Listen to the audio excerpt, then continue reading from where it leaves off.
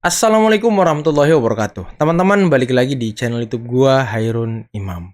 Nah, pada kesempatan kali ini kita akan melihat bagaimana tokoh dari Muhammadiyah, petinggi dari Muhammadiyah itu memberikan tauladan, memberikan contoh kepada Pak Mahfud MD dalam menilai seorang pemimpin, teman-teman. Karena kalau kita lihat Pak Mahfud MD belakangan ini yang selalu di-highlight, yang selalu diekspos oleh Pak Mahfud hanyalah keburukan-keburukan negatif-negatif dari kepemimpinan Pak Jokowi. Yang itu juga belum tentu benar adanya, teman-teman.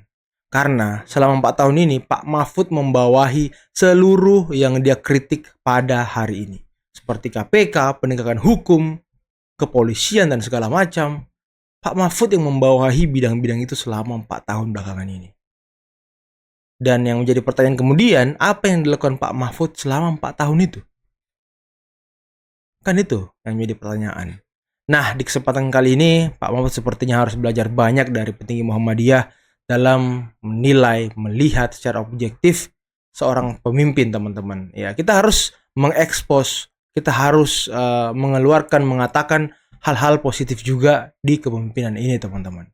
Karena ya balik lagi, tidak ada manusia yang sempurna. Dan Pak Jokowi juga bukan manusia yang sempurna. Pasti punya kesalahan. Tapi kita harus adil, kita harus fair dalam menilai. Oke, sebelum kita masuk ke videonya, jangan lupa teman-teman like, subscribe, dan share. Dan tanpa perlu berlama-lama lagi, mari kita simak videonya berikut ini. Pak Jokowi sebentar lagi juga akan purna tugas ya. Ada nggak nih tanggapan atau respon Muhammadiyah terhadap Pak Jokowi selama 10 tahun?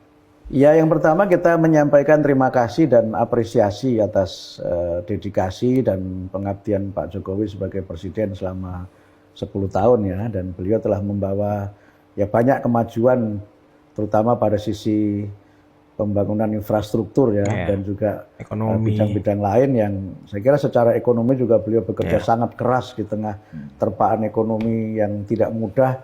Ekonomi Indonesia masih bisa bertahan gitu, walaupun tidak tumbuh seperti yang diharapkan, tapi kan tidak sampai kolab ya, apalagi di masa-masa sulit selama COVID itu kan juga ya sangat berat ujiannya gitu.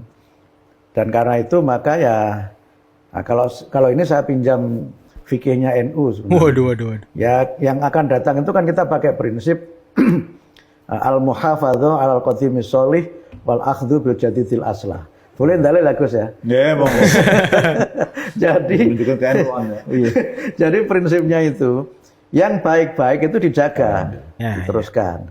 Nah, tetapi yang belum, dan kalau ada yang lebih baik itu juga dilakukan. Jadi al-muhafadzah alal qadimis sholih, memelihara warisan lama yang memang itu baik, tapi juga wal akhdhu bil jadid aslah. Jadi mengambil yang baru yang lebih baik.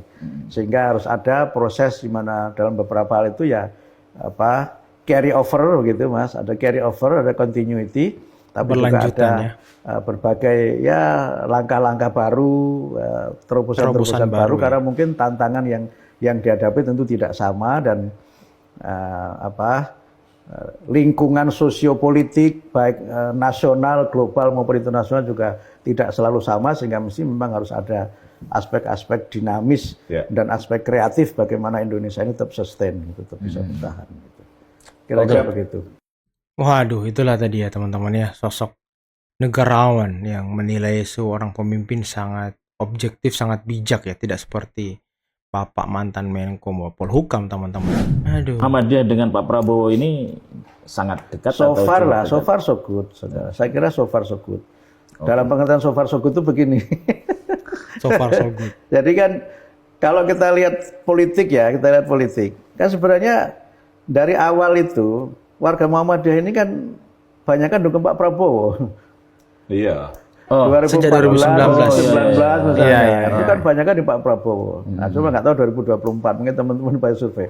Tapi kan surveinya itu kan memang mayoritas warga Muhammadiyah tetap mendukung Pak Prabowo. Betul. Survei kan itu bukan ini, dan surveinya itu diselenggarakan oleh banyak lembaga loh, termasuk oleh Forum Rektor Muhammadiyah itu menemukan itu ya. Warga Muhammadiyah yang mendukung Pak Prabowo itu ada 48%. Oh. Jadi artinya mayoritas juga memang tetap mendukung Pak Prabowo. Gitu. Saya sebagai teman-teman ya, sebagai orang yang mengikuti langkah dan jejak Muhammadiyah, simpatisan Muhammadiyah lah. Saya tuh mendukung Pak Prabowo sejak 2019 sampai 2024 ini. Dan memang Muhammadiyah banyak yang ke Prabowo. Sementara yang tegas itu mayoritas 94% ke Pak Prabowo. Jadi di luar alasan-alasannya, sorry, yang tegas itu Pak Prabowo. Oh ya, tegas. Iya, tegas itu Pak Prabowo. Jadi 95% pemilih yang mau pemilih tegas itu kepada Pak Prabowo. Ya singkat cerita ya Pak Jokowi menang. Jadi dari beliau wali kota, kemudian beliau jadi gubernur ya, kemudian lanjut jadi presiden, kan terus belusukan juga tuh kan. Iya. Kemana pergi dia kan ke masyarakat, ketemu masyarakat, datang ke masyarakat gitu. Itu menjadi ciri khasnya Pak Jokowi itu. Ya. Jadi ciri khas Pak Jokowi itu adalah bahwa dia orang yang ya suka turun ke bawah, ketemu dengan masyarakat, dan berdasarkan pengalaman sampai akhirnya saya diajak belusukan beberapa waktu yang lalu ke Sulawesi Tenggara, saya akhirnya memang bisa melihat secara langsung dari dekat. Iya. Bagaimana memang Pak Jokowi itu sangat alami ya ketemu dengan masyarakat itu. Jadi seperti kayak ada sinar yang nyambung gitu loh dengan masyarakat. Dan bahkan lebih jauh lagi bahwa Pak Jokowi itu bukan cuma sekedar misalnya dia ngecek harga, dia memberikan bantuan, dia lihat fasilitas kalau dia ke rumah sakit. Tetapi saya lihat bahwa dia itu ketemu dengan masyarakat itu kayak dapat energi gitu loh Bang. Dan itu yang menjelaskan kenapa Pak Jokowi ini seperti nggak ada capeknya dia kalau kunjungan ke daerah itu. Kalau beliau kunjungan ke daerah itu, ini juga diceritain sama Pak Prabowo loh kemarin itu. Menteri itu Pak. Takut. Kalau Bapak kalau ngajak-ngajak takut. Karena selama penerbangan dia bilang, itu diajak ngobrol terus. Itu. 2 jam ya 2 jam, kalau kata Pak 5 jam ya 5 jam. Itu yang saya alamin. Ya, Wow. jadi Pak Jokowi itu di pesawat Testimoni itu langsung. bukan tidur, bukan berhenti. Pesawat sudah take off, kemudian ketika seat belt sudah off gitu kan, artinya udah cruising, udah aman, dia panggilin orang itu. Iya. Gitu. Nah, kegiatan tuh ya dari pagi sampai malam. Sampai malam, Bang. Besok pagi kegiatan lagi. Gitu. Iya. Pulang, ngobrol lagi. Jadi pekerja keras ya. Bekerja keras. Nah,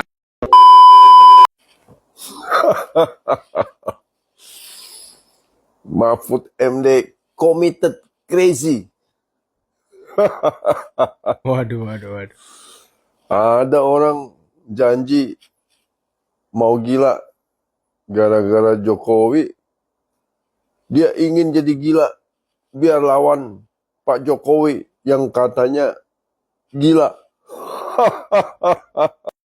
Saya menerima kekalahan ini. Secara hukum saya sudah oke. Tapi sekarang sebagai warga negara saya melihat kok seperti ini nih. Mainnya rusak bener nih. Alexander Marwata bilang bahwa Kaisang itu harusnya dipanggil. Tapi dibantah oleh seorang jubir. Nggak bisa katanya. Masa jubir bantah atasannya? Ini kan berarti sudah ada kendali dari luar. Orang kayak gini harus dilawan kayak gini juga. Nggak bisa orang gila kamu lawannya dengan cara waras. Orang gila lawan dengan gila juga. Itulah tempo saya naikkan. Saya mengatakan begini. Malaikat pun kalau masuk ke dalam sistem kita jadi iblis. Waduh. Memang luar biasa. Jokowi ini apa ya? Fenomenal gitu. Wih, fenomenal. Saudara bayangkan reputasi seorang Mahfud MD selama 10 tahun runtuh gara-gara Jokowi. Gara-gara dia marah di Pilpres kalah. Ketawanya candu banget. Mahfud. Anda ini benar-benar dari waras kok bisa jadi kayak begini. Makanya Anda sendiri sudah sadar. Ya siapapun yang masuk ke politik, biar dia malaikat, dia berubah jadi setan. Anda yang ngomong. Sekarang Anda ngalamin. Ini kan luar biasa. Pak Mahfud, ini fakta. Dan Iya juga ya. bayangkan, masyarakat terkejut-kejut melihat Anda berubah total. Perkataan Anda. Masalahnya hari ini zaman keterbukaan. Seperti Bapak Jokowi bilang. Apa yang Anda pernah katakan ada rekamannya. Jejak digital ya. Jadi, ketika Anda mengatakan Anda mendukung, Anda melakukan hal-hal semacam apa yang Anda janjikan, tapi ketika Anda tidak lakukan, maka yang menghakimi Anda bukan manusia lain, yaitu perkataan Anda sendiri. Iya Sama juga. dengan semua elit PDIP. Sama dengan Megawati, dengan PDIP-nya. Dan banyak tokoh-tokoh lagi yang sembarangan berkata dan tidak konsisten. Bedanya kan cuma satu. Kalian semua pembenci Jokowi dengan Bapak Jokowinya. Satu apa? Kalau Bapak Jokowi itu konsisten. Iya, iya. Ngomong A jadi A terus bekerja sampai seluruh bangsa ini melihat Hasilnya. bukti nyata Ya. karya Bapak Jokowi. Nah kalau kalian ini apa? Cuma kesel, marah, makin iri, makin seakan-akan Bapak Jokowi menaruh bara di atas kepala. Makin terbakar-bakar. Nah, teman-teman, itulah tadi video yang sangat luar biasa, penjelasan yang sangat keren, yang menakjubkan dari petinggi Muhammadiyah terkait dengan bagaimana kepemimpinan Presiden Jokowi. Tentu ini bisa menjadi teladan, bisa kita contoh bersama-sama dalam menilai seorang pemimpin, teman-teman ya. Karena pemimpin itu bukan hanya negatifnya aja, pasti ada positifnya. Dan kalau ada positifnya, pasti ada negatifnya. Ya gitu aja teman-teman. Karena tidak ada yang sempurna di dunia ini. Semua orang pernah membuat kesalahan, pernah membuat kebijakan yang keliru. Tapi ya, di sisi lain, beliau mau berbuat hal positif yang sangat banyak gitu.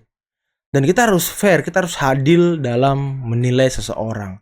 Jangan yang kita tonjolkan hanya negatifnya dan mengesampingkan positifnya.